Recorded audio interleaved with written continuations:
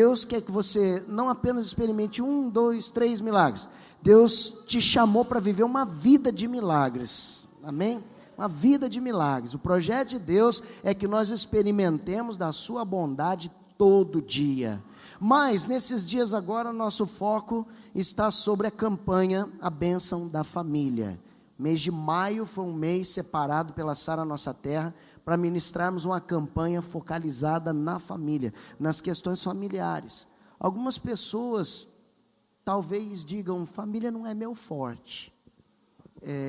Eu vim no culto, aproveitei bem, cantei meu louvor, eu fiz as orações, me senti abençoado nas orações, mas a palavra sobre família, para mim, que bom serve o irmão, vou ouvir, aprender também, né? Escute, deixa eu falar uma coisa para você. A família, eu tenho dito, ela é nosso maior tesouro. Só que a família também é um fundamento da nossa existência. Se não tiver família, eu não existo. Se não vier primeiro família, não existe o fruto da família. Filhos são consequências da existência de uma família. Não, eu não sou pastor, eu sou consequência de um estupro. Eu sou consequência de 2 jovens sem juízo. Eu sou consequência de uma mãe sem juízo, ou de um pai sem juízo. Eu aconteci, eu não nasci. Não, olha para o seu vizinho e fala, não. Você existe porque Deus autorizou. Não importa como você veio. E você tem raízes. Você tem um DNA dentro de você que comprova que você tem raízes. A Bíblia diz que Deus faz com que o solitário passe a habitar em família. Sabe o que significa isso? Isso significa que se você se sente completamente sem família, a igreja é tua família. É verdade. Deixa eu fazer uma pergunta. Eu quero que você seja bem honesto. Não precisa me ajudar, por favor. Eu quero fazer uma pesquisa de mãozinha, assim. Deixa eu perguntar. Quem aqui dentro sente que pelo menos uma pessoa aqui dentro é para você como se fosse do teu sangue? Pera, não, baixa a mão. Eu quero que você seja extremamente honesto. Você não tem obrigação moral de levantar sua mão, tá ok? Não é aquela coisa melosa, de culto, todo mundo alegre. Eu estou falando bem honestamente. Às vezes você está super suprido como família. Você tem as pessoas como irmão em Cristo. Você se sente bem aqui na igreja. Você gosta, confia nos irmãos aí do seu lado, na liderança da igreja. Mas eu estou falando assim, bem de verdade, bem do profundo. Quem aqui de verdade, do fundo da alma, tem pelo menos uma pessoa aqui da igreja que para você é como se fosse um irmão, um pai, uma mãe, um tio, alguma coisa parecida? Levanta a mão, sem obrigação moral, de verdade, tá? Eu não quero ver quem não está, não é isso não. Mas, por favor, quem, de novo, me ajude. Isso, olha aí, grande maioria, glória a Deus. Alguns não levantam a mão, por quê? Porque estão bem supridos em casa, tem pai, tem mãe que abraça, beija, elogia, valoriza, pergunta, participa, esposo, esposa, pai, irmão, irmã, né? Então se sente muito bem agasalhado em casa, né? Mas você pode ver que até pessoas que também têm essa característica que eu acabei de citar, também têm a igreja como um ambiente familiar, sentem-se como uma família. Às vezes nós até briga, né, irmão? É ou não é? Dá uns pega de vez em quando, não, lá é o céu não, aqui é a terra ainda, filho. A gente ainda se pega de vez em quando, mas pega de família é legal, né? Porque hoje está se pegando, amanhã está se perdoando. Hoje saíram lá umas faíscas, dali a pouco nem se perdoaram ainda, mas veio um de fora e mexeu com o de dentro. Aquele que estava bicudo com o outro sai na defesa dele. Estou brigado, mas não vou deixar brigar com o que é meu. Ele está errado, mas eu não vou deixar tripudiar. Família sabe o que é, irmão? Família é alicerce. Família é estrutura. Família é porto seguro, é tábua de salvação. Família é aquilo que quando você não tem mais nada, é o que te sobrou para recorrer. E ainda quem não tem nada para te dar, vai tirar do seu para você não ficar sem alguma coisa. Se não tiver nada, às vezes eu brinco com uma pessoa ou outra, né? Que a gente está às vezes lidando com soluções, buscando soluções, coisas naturais, ou então coisas espirituais, na oração aqui, ou na lida do dia a dia, é natural, o pastor é muito procurado por esse tipo de demanda, e é da função mesmo, a gente está do lado das pessoas sempre que possível, dentro do limite da condição, da capacitação natural humana, né? O sobrenatural pertence a Deus, e às vezes eu brinco com as pessoas, eu falo assim, ó, se der certo a gente comemora, se não der a gente abraça e chora, né? Porque tem coisas que nem sempre vão dar certo. Alguma vez algo não deu certo para você, mas o fato de você perceber que você fracassou junto com alguém que te abraçou, com alguém que disse, essa não deu, mas amanhã é outro dia, com alguém que estava do seu lado e que falou, chora porque doeu, mas amanhã nós vamos sorrir. Aquele abraço, aquela participação, mesmo no ambiente da derrota, fez a diferença. Quem já passou por isso aí? É fantástico, não é? É sensacional. Deus construiu um ambiente chamado família. Deus construiu esse ambiente. Onde é que está o problema da família? O problema da família está na falta do diálogo. O problema da família está na falta da participação. Muitas vezes nós, como familiares, falhamos na nossa missão do compartilhar. A palavra, o termo na família, não é eu, o termo na família é nós. É um nó mais outro nó igual nós, amarrados juntos. Você sabia que é isso que significa nós? É literalmente dois laços amarrados juntos. Nós, né? É o eu poético da unidade. Nós, juntos. Família precisa de ajuntamento. Família precisa de ligação. Quando o marido segue para um lado, a esposa segue para o outro, e o filho segue para o meio, nós temos divisões, óticas diferentes. Mais óptica. Óptica do latim visão, campo que você enxerga. Dupla, dois, divisão, duas visões. Jovens, às vezes estão para se casar, e de repente, perto do casamento tem um desgaste, e aqueles noivos, ou próximos a se casarem, ou perto de se tornarem noivos, começam a cogitar o desmanchar do relacionamento, e no aconselhamento, geralmente, um dos dois, ou talvez os dois, de forma isolada, declaram a mesma coisa, o problema é que eu amo aquela pessoa. Dois casais que falam de separação, não importa por qual motivo, mas falam. Mas você ainda ama? Sim, eu amo, mas a coisa está esfacelando. Depois de muito estudar isso, depois de muito buscar e depois de muito ouvir os sábios, a gente acaba aprendendo que o amor, ele realmente é importante, ele é a base para construir tudo em cima. Mas a visão é o que determina a unidade. Se o marido enxerga para a direita e a esposa enxerga para a esquerda, cada vez um vai se afastar mais do outro.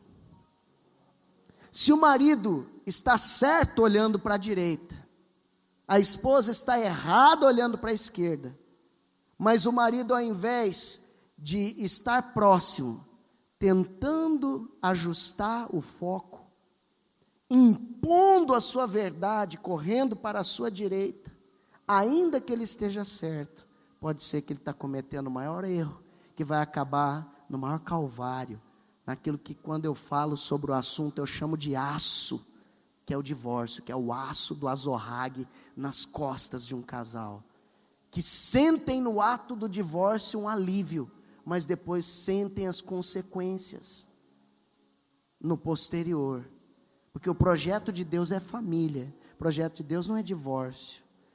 Pode até acontecer um acidente, né? Pode acontecer, a gente é humano, mas a gente tem que ter essa consciência de que o projeto de Deus não é divórcio. O projeto de Deus não é mandar um filho embora de casa porque ele é problemático. O projeto de Deus é encontrar uma sabedoria que traga solução para o problema. O projeto de Deus não é a gente encontrar a força que expulsa. O projeto de Deus é a gente encontrar a sabedoria que ganha almas, que ganha corações. Salomão homem de Deus, um rei, filho do rei Davi, homem que foi ungido pelo Espírito Santo para dar continuidade ao legado ungido e abençoado de seu pai sobre Israel. Teve oportunidade de pedir ouro, prata, mulheres, fama, a cabeça dos inimigos numa bandeja. Deus disse para ele: pede o que quiseres, eu vou te dar. Quando Deus falou assim, Deus não impôs restrições. Salomão pediu sabedoria, e Deus se impressionou com o pedido de Salomão, embora ele seja onisciente, já sabia o que o menino ia escolher. E posteriormente Salomão escreve um provérbio, e no livro de Provérbios, o versículo que diz: o que ganha almas, sábio é. Eu confesso para você que no início do meu ministério, muitas vezes eu li esse versículo e fiz uma pregação sobre evangelismo, sobre a importância de pregar o evangelho para que as pessoas se convertam, porque o que ganha alma, sábio é. Mas um dia, na minha maturidade, depois de estudar um pouco mais a fundo as escrituras, eu entendi que no Velho Testamento não se fala de evangelismo. Evangelismo é a boa nova da salvação. Isso passa a existir a partir do advento de Jesus Cristo, nascido em carne e estando entre nós, anunciando o reino de Deus, manifestando o Pai na sua própria vida, morto na cruz do Calvário, por 3 dias, depois ressurge, fica mais 40 dias entre os seus discípulos, traz as instruções finais e diz: ide por todo mundo, pregar o evangelho, fazei discípulos de todas as nações, batizando-os em nome do Pai, em nome do Filho, em nome do Espírito Santo, ensinando-os a guardar todas as coisas que vos tenho ordenado. Mateus 28, 19 e 20. Pois bem, aí nasce o evangelismo. Aí eu me perguntei: e o que ganha alma sábio é? O que Salomão quis dizer com isso lá atrás, se isso não significa ganhar almas para um Jesus que ainda não havia sido manifestado? O que justificava era a lei. E depois de bater um pouquinho a cabeça, por isso minha cabeça é grandinha assim, eu entendi. Salomão não estava falando de evangelização, Salomão estava falando de relacionamento. Relacionamento. Ganhar almas quer dizer conquistar a confiança das pessoas. Ganhar almas significa conquistar a confidência das pessoas. Ganhar almas significa que você se tornou uma referência para aquela pessoa. Ganhar almas, vamos traduzir em miúdos, significa que aquela pessoa vê em você liderança, vê em você aconselhamento, que aquela pessoa vê em você tábua de salvação, que aquela pessoa vê em você porto seguro, que aquela pessoa vê em você base, alicerce. Quando eu estou bamba, eu me apoio nisso. Quando eu tropeço, eu olho que eu não fui para o buraco, porque existe um chão debaixo de mim. Quando eu estou inseguro, eu sei onde eu posso encontrar segurança. Existe muita gente que está procurando por isso.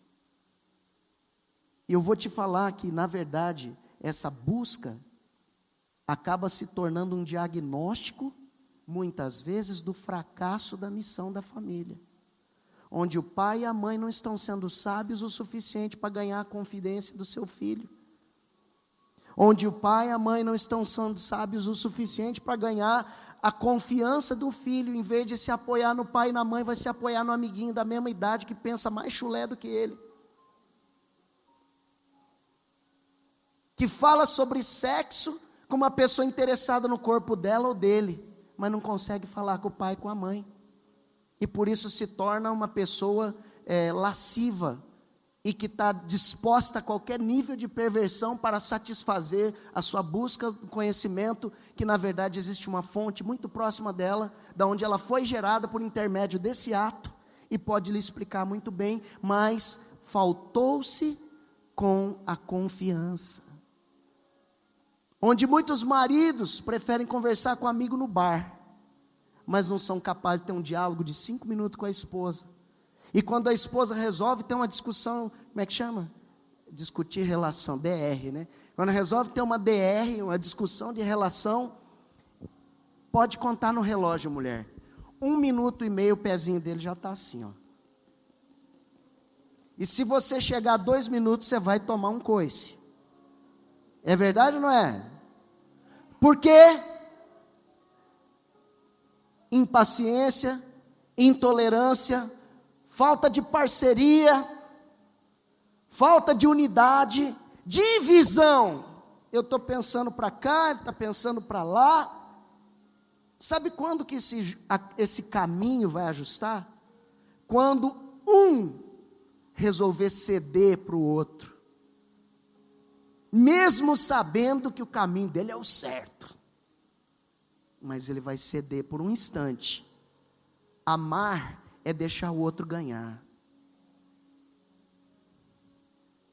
Ontem eu assisti um filme que contava a história de homens que cresceram, tiveram suas famílias ou não, amigos que quando eram de infância jogavam basquete na escola, e tinha um grupo de 5 contra outro grupo de 5, cada um dos 2 times da escola, e que uns eram os amargurados, que guardavam ainda 30 anos atrás a derrota que tiveram no campeonatinho da escola, e que eles se encontraram todos juntos numa colônia de férias, os 10, aí foram tirar a teima, e aí como eles já estavam lá quarentão, todos eles assim, né, não, um 60, 40 ainda aguenta, né, ele já estava assim bem, já avançado no tempo,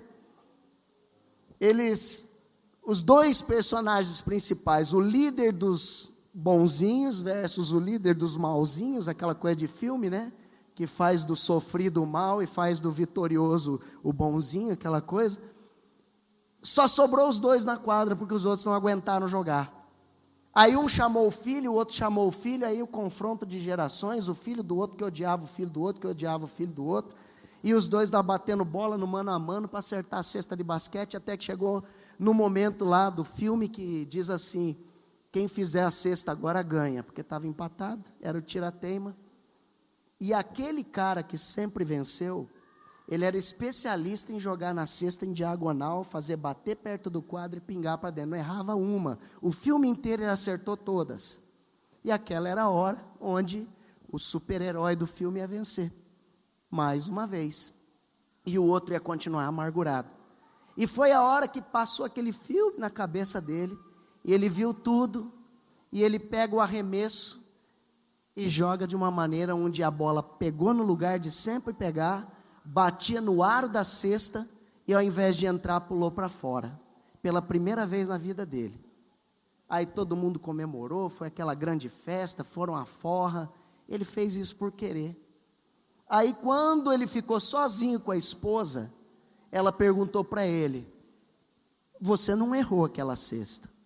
E ele pegou e falou assim, eles precisam aprender a ganhar, e nós também precisamos aprender a perder. Todo mundo precisava de uma lição, eu entendi que estava na minha mão, foi isso que eu fiz. Eu falei, olha, não é que eu já estava pensando nessas coisas, não é que é verdade mesmo? Às vezes a gente só quer ganhar, ou às vezes a gente só sabe perder. Eu acredito que Deus dá oportunidade para todos terem as suas experiências e crescerem mais. Agora, na família, meu irmão, você é o cestinho ou você é o derrotado?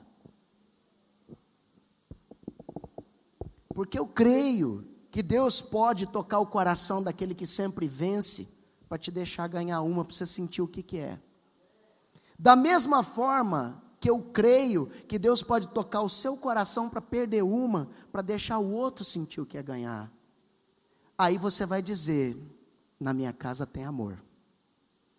Aí você vai poder dizer, na minha casa tem cristianismo, na minha casa tem a fé cristã de verdade, na minha casa tem testemunho de Deus. Provérbios capítulo 4, a palavra de Deus mostra Salomão, escritor de Provérbios, dizendo, quando eu era pequeno, meu pai me dizia, filho meu, atente para minhas palavras, filho meu, escuta os meus conselhos, filho meu, faz o que eu estou te orientando, e nunca você vai se dar mal. Em Provérbios capítulo 31, também escrito por Salomão, ele dizia, quando eu era pequeno, e deitava no colo da minha mãe, a minha mãe me dizia, Filho meu, não dê o teu coração para as mulheres. Filho meu, não se atire para os braços daquela que só querem te aproveitar na carne. Filho meu, toma cuidado com isso. Filho meu, toma cuidado com aquilo. Salomão, no capítulo 4 e no capítulo 31 de Provérbios, disse que a sabedoria que ele tinha uma fonte. E a fonte da sabedoria que ele tinha era o pai e era a mãe. O pai, o rei Davi, a mãe, Batseba. Eram as fontes de sabedoria dele. Ele teve em casa líderes. Ele teve em casa orientadores. Ele teve em casa duas pessoas que talvez na sociedade de hoje seriam as menos cogitadas a serem os confidentes. Mas ele se confidenciava com seu pai, ele se confidenciava com a sua mãe, e ali ele recebia conselho. E o conselho que ele recebia, ele praticava. E ele praticando o conselho que recebia, ele acertava. Por quê? Porque ele ouvia uma palavra de autoridade, de orientação. E ele foi um homem que teve paz, e que foi sábio, e que teve um reino que mais que dobrou o que o pai conquistou. Ao invés de dilapidar todos os bens que o pai construiu, como muitos filhos que acabam herdando, que os pais constroem, ele multiplicou, e multiplicou de uma maneira que ele deixou para os filhos dos seus filhos, um legado que até hoje, aqui agora, ele está sendo exaltado pelas suas capacidades, pela sua sabedoria. Por quê? Estrutura de família. Estrutura de família. Por que nós temos tanta criminalidade? Porque existem seres humanos maus. Não, porque existem filhos mal educados. Porque algum pai ou alguma mãe não conseguiu ganhar a alma do filho para si. Alguém foi lá e roubou a alma do filho. E eu me lembro muito, eu tenho meditado muito naquela parábola, é mês de família, né? A gente fica o tempo inteiro, né? Trabalhando, a engrenagem funcionando aqui, 24 horas por dia, e em cima disso, meu Deus, o que eu vou dar de alimento para o teu povo, acerca desse tema, o que eu posso falar que seja diferente daquilo que eles já ouviram, ou que traga exortação, ou que traga direção, e Deus me levou a meditar naquela parábola do joio e do trigo, onde o semeador saiu para plantar o seu trigal, e durante o dia inteiro, ele trabalhou lançando as sementes do seu trigo. Mas quando ele dormiu, Jesus declara assim: um inimigo veio e semeou o joio no campo do trigal daquele homem. Sendo assim, ambos cresceram juntos, o trigo e o joio. E o joio é semelhante ao extremo ao trigo. Dá para identificar qual é o joio, mas não em massa, em detalhes. E muitas vezes o joio não podia ser arrancado para não se arrancar junto também o trigo, ele se perder. Há quem diga que a diferença do trigo, porque o trigo quebra, o joio não quebra, ele levanta de novo, até 1000 lendas que vêm por aí, às vezes até faz sentido, mas o que vem ao caso é que o joio é um falso trigo. O joio é uma coisa que você não ensinou. O joio é uma coisa que você não esperava. Ou, não sei, talvez, né, na nossa falha humana, dentro do nosso bornalzinho, a gente deixou entrar algumas sementes que não eram as boas sementes. Mas a Bíblia diz: um inimigo veio e jogou um joio. E muitas vezes o pai, a mãe, o marido, a esposa, os irmãos, entre irmãos, os cunhados, genros e sogras, noras e sogros, muitas vezes nessa relação, ao invés de semearem seus trigos e vigiarem depois seus campos, dormem no mau sentido, na hora errada, descuidam, e o joio é semeado pelo inimigo. E aquilo vem a prejudicar a sua lavoura, colocando lá no meio elementos que não importam, que não interessam, que não constroem, que não edificam, e que ainda trazem confusão, porque aquilo que é parecido, mas não é espírito de confusão dentro da sua casa, dentro do seu casamento, dentro dos seus filhos, dentro dos seus pais, dentro dos conviventes do lar, da família, do núcleo familiar. Escute, meu irmão, Não deixe o inimigo plantar um joio dentro do seu trigal. Vigia seus filhos. Pais, tome cuidado. Você que tem filho pequeno igual eu, você que tem filho adolescente igual eu tenho também, toma cuidado, meu irmão. Vigia. A hora é agora, sabia? A hora para fazer uma mulher de Deus, um menino de Deus é agora. A hora para fazer um perdido também é agora. E o diabo sabe disso. E se você não trabalhar no homem, na mulher de Deus que seus filhos precisam ser, o diabo vai trabalhar nos seus agentes do mal, no coração dos seus filhos. Porque ele tem interesses malignos nos nossos filhos. Porque os nossos filhos, longe do nosso conselho cristão, são líderes carnais. São pessoas malignas, são políticos corruptos, são bandidos, são traficantes de drogas, são pessoas egoístas que pensam só no eu, que pensam só no que importa, a lei do Gerson, né? Vão tirar vantagem em tudo, o jeitinho brasileiro, aquela coisa, o espírito, a essência do cristianismo, da comunidade, do compartilhar. Por isso nossa igreja tem o nome comunidade evangélica. Tudo é comum entre nós, ninguém aqui tem que estar buscando interesse pessoal de si mesmo. Nós temos que estar buscando interesse em comum, e no meio do que é comum, cada um vai ser suprido da sua necessidade, porque Deus ama a todos. Na família não pode ser diferente. A família é a primeira comunidade, a família é a primeira igreja, onde o pai e a mãe são os pastores, e se precisar de um sacerdote, ele vai estar na igreja para ajudar. Onde os filhos são seus primeiros discípulos, o seu lar. Ah, pastor, eu sou mais igreja, eu não frequento célula. Que pena, eu acho que você se dá muito melhor se frequentasse uma célula. De qualquer forma, seja bem-vindo, você está em casa na igreja. Agora, tem uma célula da qual você não pode se eximir de participar. O seu lar, sua família é a sua célula. O pai e a mãe são os líderes. Não é para filho ser líder, não. É para o pai e para a mãe ser líder. Filho que decide tudo, filho que fala tudo. Ah, fala lá com meu filho que é ele que resolve. Meu irmão, você é o patriarca. Você, mulher, é a ajudadora do seu marido. Quando o seu marido está em dúvida, é a hora que você entra. E se alguém falar que você é mandona, você é mesmo, porque Deus te fez igual ao teu marido, mulher idônea. Deus não te colocou tapete debaixo dos pés dele. Deus colocou você lá com poder de escolha, de decisão, com sabedoria para aconselhá-lo, e quando você sentir ele fraco, para tomar decisões no seu lugar, até se for preciso.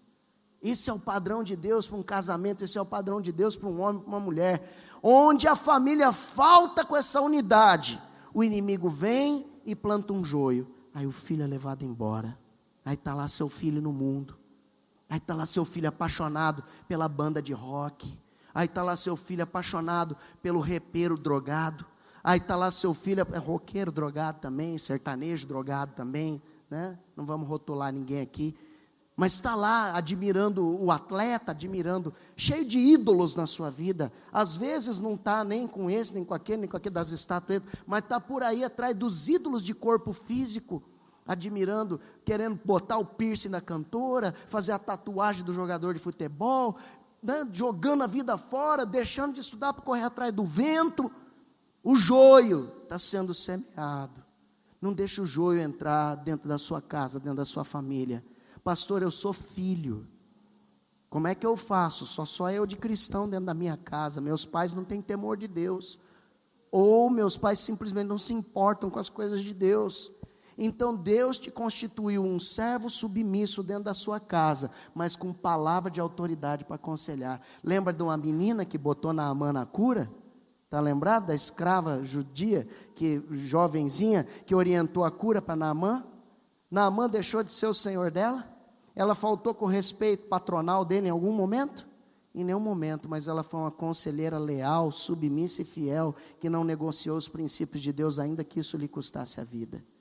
Assim são os filhos, que honram seus pais, mesmo quando eles mesmos não têm honra em si, que dirigem, que orientam, mas sempre de baixo. O filho que tem atitude, ele não pisa na cabeça do seu pai, ele pega o seu pai por debaixo e ergue ele nos seus ombros, porque ele sabe que tem um cabeça dentro da sua casa.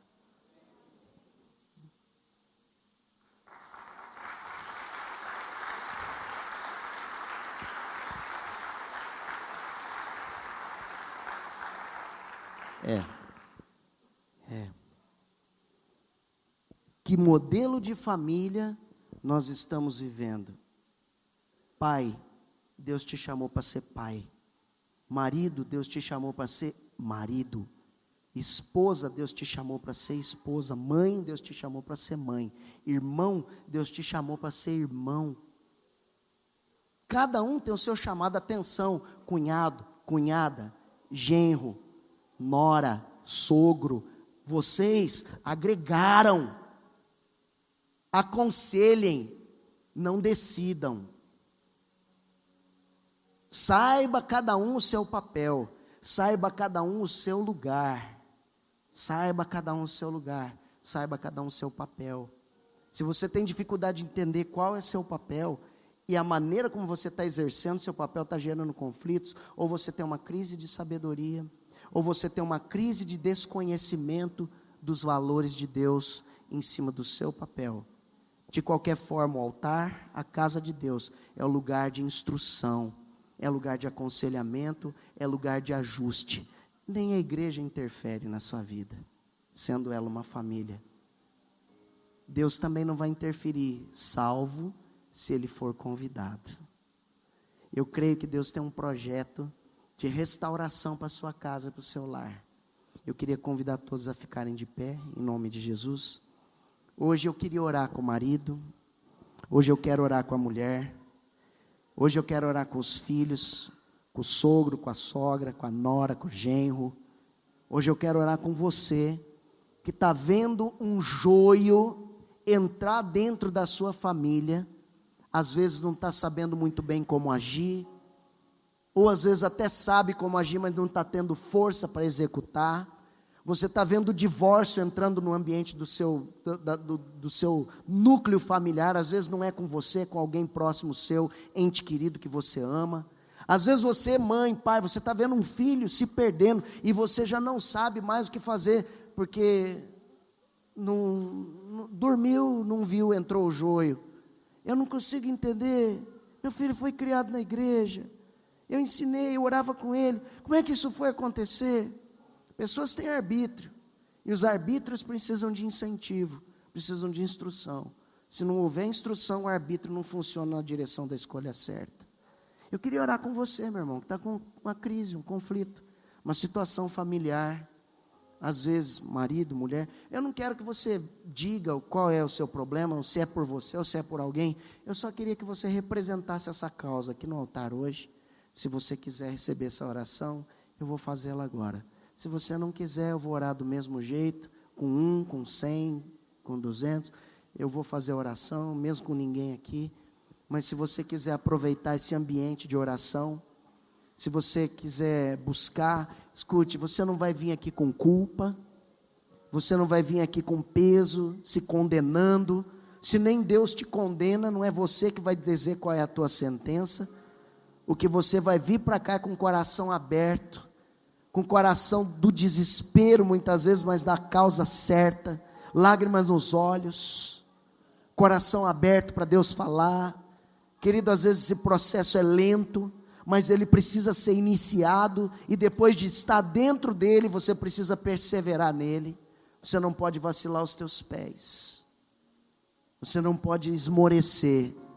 A palavra do Senhor declara: eu e a minha casa serviremos ao Senhor.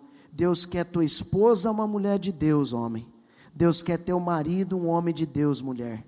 Deus quer seus filhos homens e mulheres de Deus, pais. Deus quer seus pais, filhos, servos do Senhor. Todo agregado da família entrou, vai estar debaixo da mesma bênção que você está.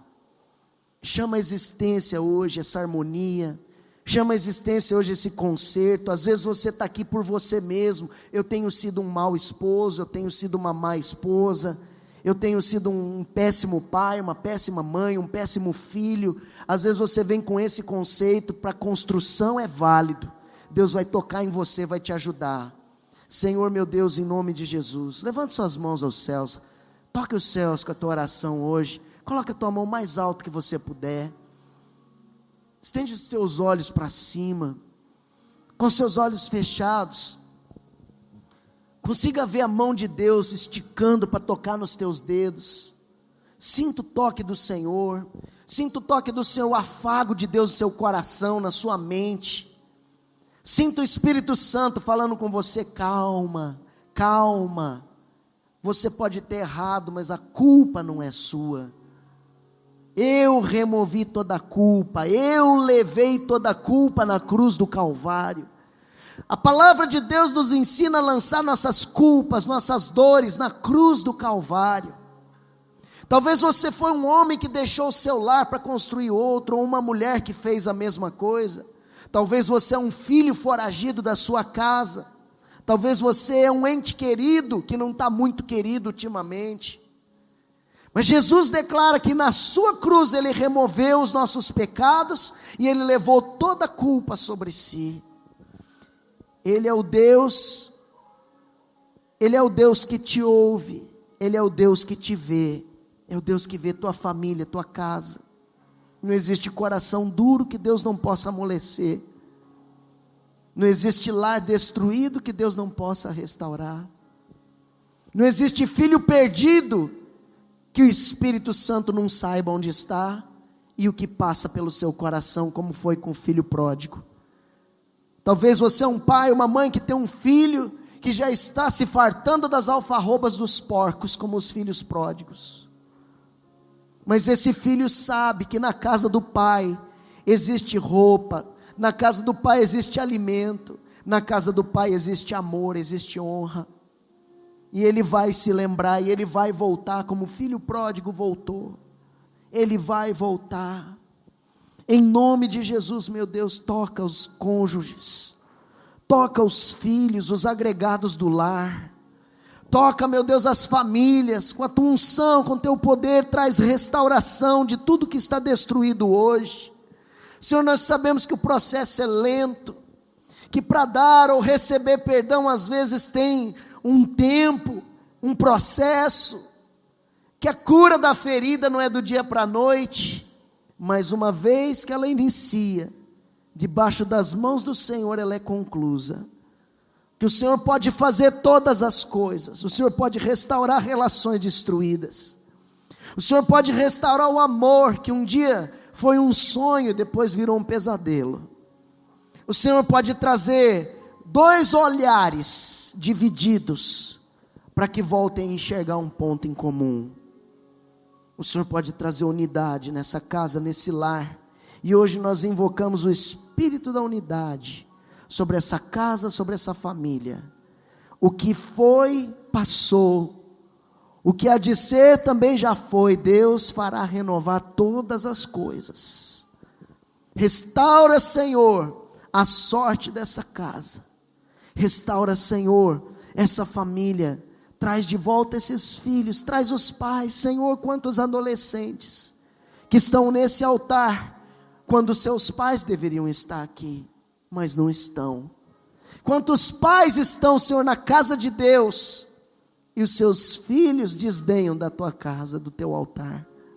Meu Deus, traz cada um dos nossos familiares, com o coração quebrantado, de joelhos na presença do Senhor, convertidos, transformados, convictos do teu amor e da tua graça, livres de toda mentira, de todo engano, livres do cigarro, livres da bebida. Comece a orar agora, meu irmão. Comece a levantar um clamor pela tua casa, pela tua família. Aqueles que estão no baralho, aqueles que estão na jogatina, varando dias nos tunguetes, aqueles que estão jogando dinheiro fora nas loterias, nas apostas, aqueles que estão bebendo o salário, que estão fumando o salário e destruindo o seu corpo. Aqueles jovens que estão na droga, que estão na maconha, no crack, na cocaína. Nosso Deus é poderoso para libertar. Nosso Deus é poderoso para colocar seu anjo no caminho deles. Nosso Deus é poderoso para ungir tua voz, mãe, para ungir tua voz, pai. Nosso Deus é poderoso para ungir teu coração, esposa, para ungir teu coração, marido. Nosso Deus é poderoso para te levantar como um sacerdote na sua casa, que ministra a palavra da verdade, do conserto. O sacerdote é aquele que Deus levantava para fazer conserto entre o povo e seu Deus. Deus vai te levantar como responsável pelo conserto entre o seu lar, a sua família e o seu Deus.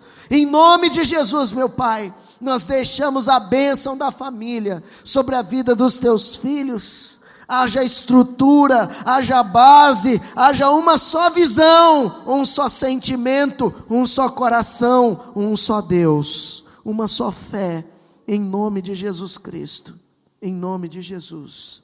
Abençoa os casais, os lares. Se porventura você tiver com o teu esposo, tua esposa, fica perto, abraça teu marido, tua mulher. Se houver irmãos, pega na mão os irmãos de sangue. Se houver irmãos, filhos, que talvez tenham seus pais aqui, aproxima deles. Pode ser na cadeira mesmo, pode ser aqui, não tem problema.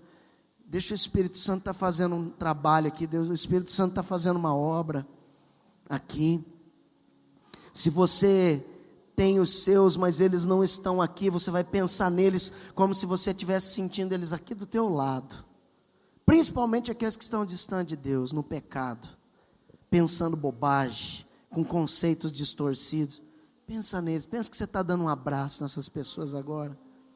Pensa que você está dando um abraço neles agora. Com seus olhos fechados.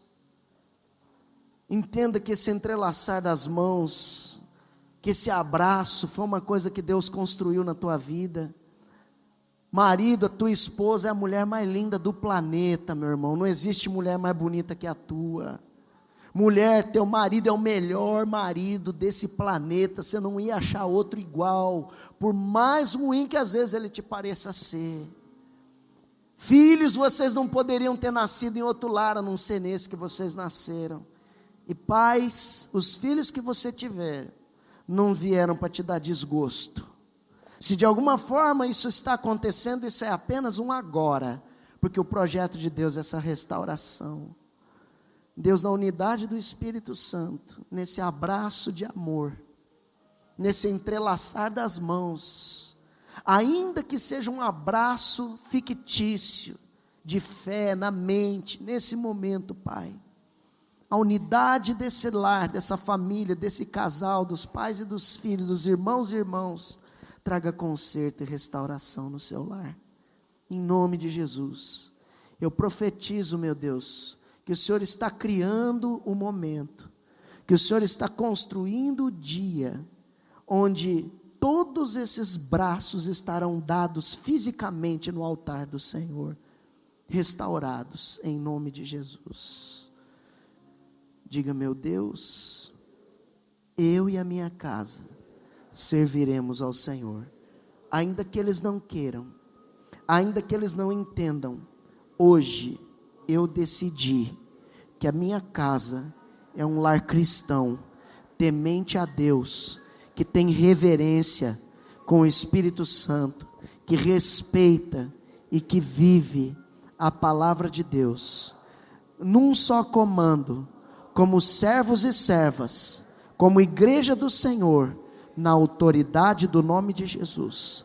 Nós ordenamos a Satanás, as suas falanges malignas, de destruição de lar, de destruição de casamento, de destruição de filhos, de destruição de entes queridos, que num só comando, saiam agora, em nome de Jesus, que toda cadeia, todo elo, toda corrente, das maldições hereditárias, da primeira até a 10ª geração, que nos antecede, sejam agora destruídos, em nome de Jesus, e que o anjo do Senhor cruze o nosso caminho, com a coluna de fogo, de proteção, livrando a mim e aos meus familiares, de toda maldição, em nome de Jesus, e que os anjos do Senhor acorrentem, amordacem, vendem,